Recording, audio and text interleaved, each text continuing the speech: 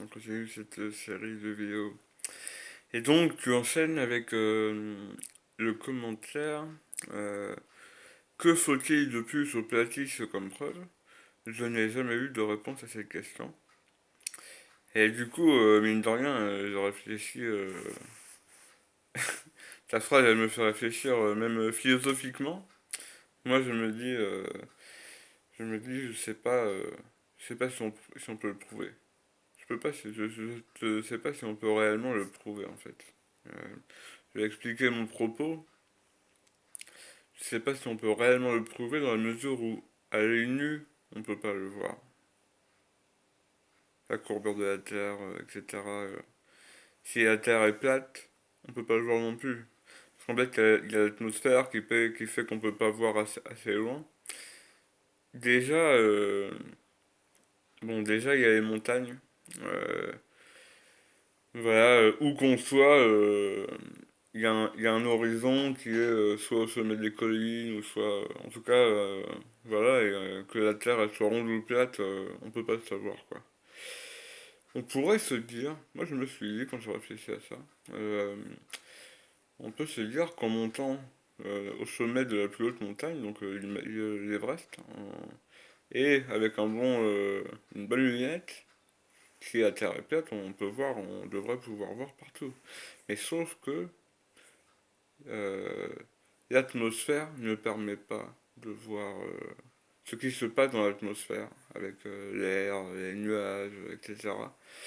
Ne permet pas de voir très loin, quoi. Pour voir très loin, c'est seulement par temps clair, euh, et selon la version officielle, au-dessus de l'eau, il peut y avoir des mirages, donc on peut pas bien voir, quoi. Donc ça, selon moi, ça tendrait à montrer que on ne peut pas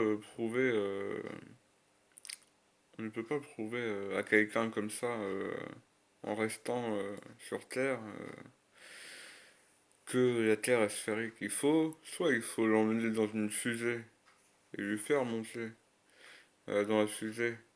Et, euh, et encore, hein, pour te dire jusqu'où je vais, moi, pour te dire jusqu'où je vais dans ma réflexion, je me dis que même quelqu'un, même si jamais j'arrive à monter dans une fusée et que là, normalement, je suis.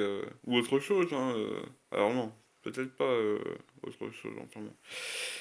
En tout cas, dans la fusée, avec la technologie actuelle, je pense qu'on pourrait très bien me mettre un écran à la place de la fenêtre. Voilà, il y a tellement d'argent en jeu que.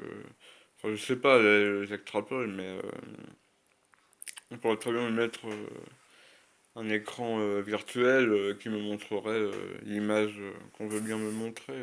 Enfin, à partir du moment où on peut remettre les images qu'on nous présente. Alors après, il y a peut-être la possibilité avec un ballon d'hélium ou d'autres choses de monter avec une caméra. Mais là encore, ça me paraît compliqué. Je sais pas. Bref, là du coup, ça part sur de la philosophie. Mais au niveau des preuves, ben les placistes, ils veulent des preuves qui, je pense, ils n'auront pas. Je le dis voilà, sincèrement. En tout cas, voilà, ça m'étonnerait. Ça m'étonnerait que ça tombe comme ça. Ça m'étonnerait fort. Euh, et les globistes ne peuvent pas, euh, ne peuvent pas prouver non plus la sphère, dans la mesure où on ne voit que ce qu'on peut voir.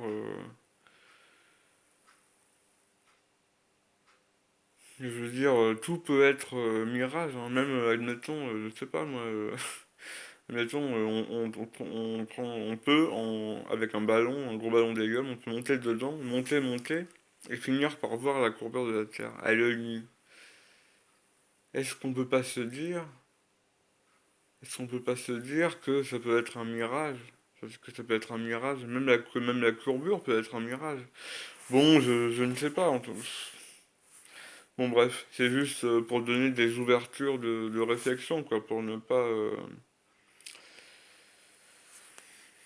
Voilà, je t'avoue, je suis tenté de retourner, de faire la subversion avec ceci dit. Que faut-il de plus au platisme comme preuve?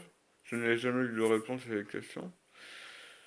Je pense qu'on peut faire la subversion. Que faut-il de plus aux globistes comme preuve que il y a des choses qui remettent le globe en cause, hein, comme j'ai déjà dit dans les vidéos d'avant, quoi.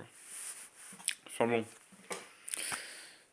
bon, du coup, oh, ça va vraiment prendre du temps, ça. Donc du coup, à tout de suite pour la suite des commentaires.